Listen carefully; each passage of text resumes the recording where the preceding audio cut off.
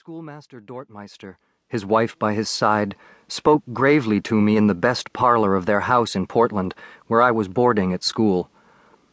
The only other time I had seen that room was when my father had left me there, 7 months before. That was also the last time I had seen Father. Mrs. Dortmeister put the back of her small hand to my cheek and said, "Benjamin, I understand it's not so very bad."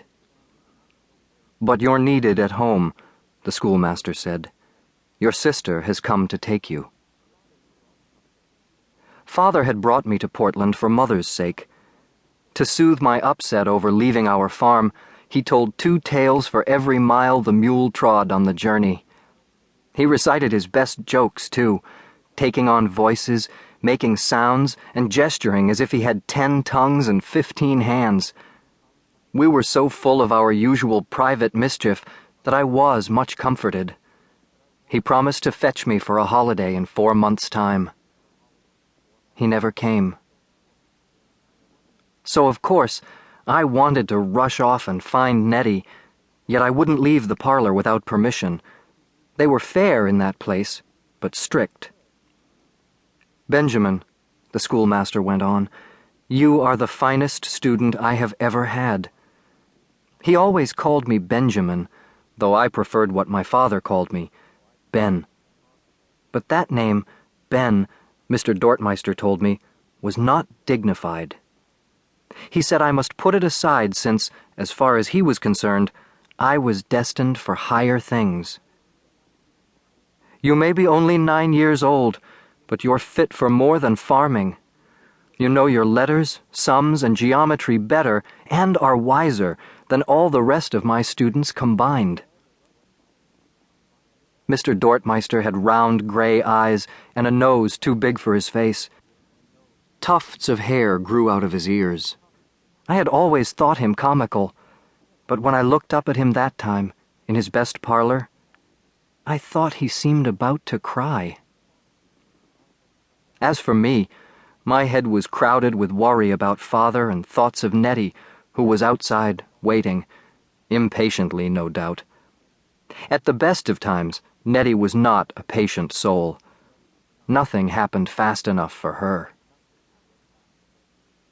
Mrs. Dortmeister said, "Your sister suggests that you'll be home only a short time, so we shall look for your early return."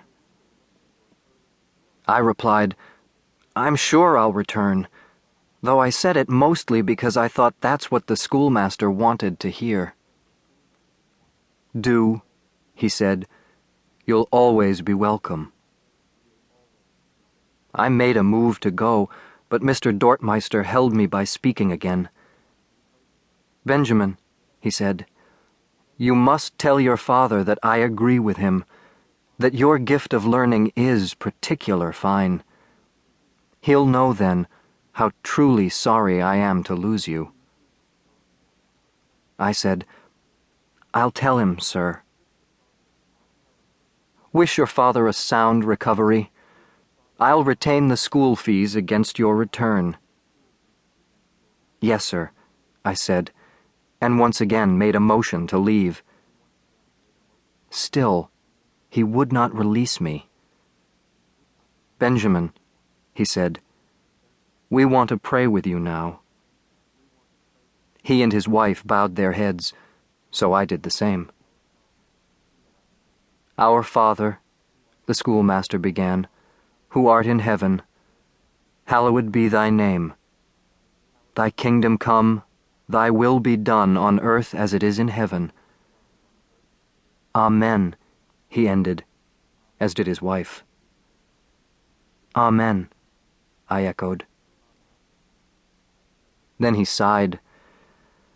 "Very well, Benjamin. Your sister is waiting. We bid you farewell."